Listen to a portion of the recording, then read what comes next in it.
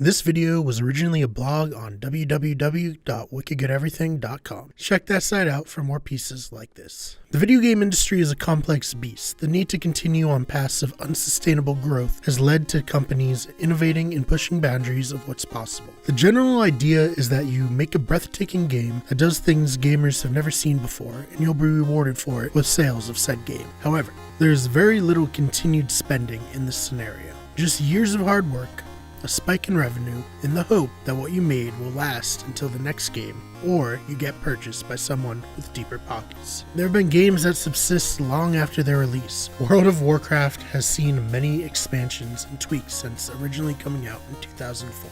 Blizzard accomplished this by charging the users a monthly subscription on top of the initial purchase to continue enjoying the game. I recall during the days of the 360 wondering if the experience of a true MMO would ever come to console.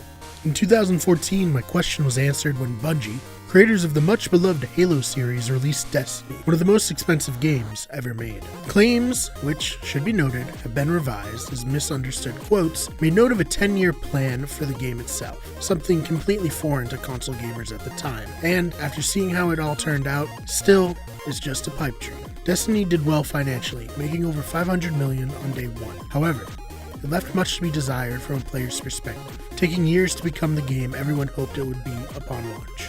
That mattered little to rival companies, as all they saw were the dollar signs attached to Destiny's name. Soon, we would have games like The Division occupying the same space as a looter-shooter, and encountering similar problems, with it not reaching its true potential until years after release. Once again, The Division won big in the sales department, with Ubisoft announcing it had 20 million players by its second anniversary. However, many of those players never saw what the game became, and only knew the disappointment that came with its launch. Fallout 76 is another high-profile live service game to disappoint its fans. As a big fan myself of the post-apocalyptic franchise, I had often hoped that one day I'd be able to roam the wasteland with friends. With many issues at launch, which have been meticulously and some might say obsessively documented by critics on YouTube, I now hope that when it is finally in a state deemed acceptable, people will still be interested in joining me. Unfortunately, or fortunately, if you're looking to try to get some of that sweet outrage money,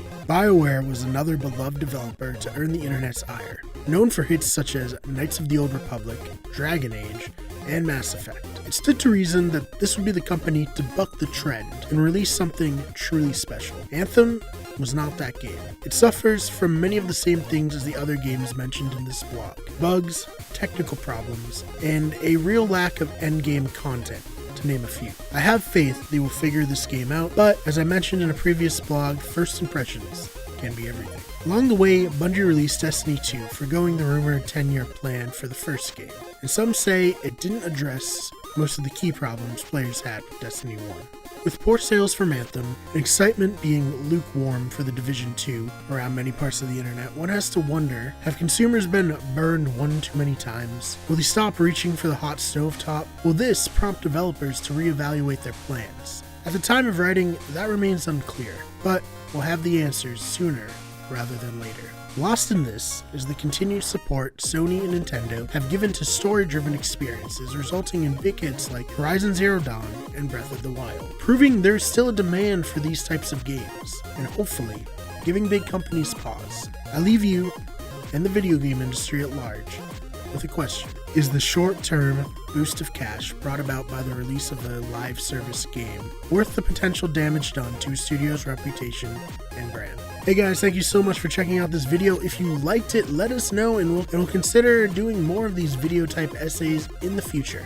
For now, you can find us on Twitter at WGEverything, follow us on Instagram at WeGetEverything, make sure you follow us on Twitch at twitch.tv/WeGetEverything to keep up with our streams, and of course, subscribe here on YouTube to Wicked Good Everything, and hit that bell icon.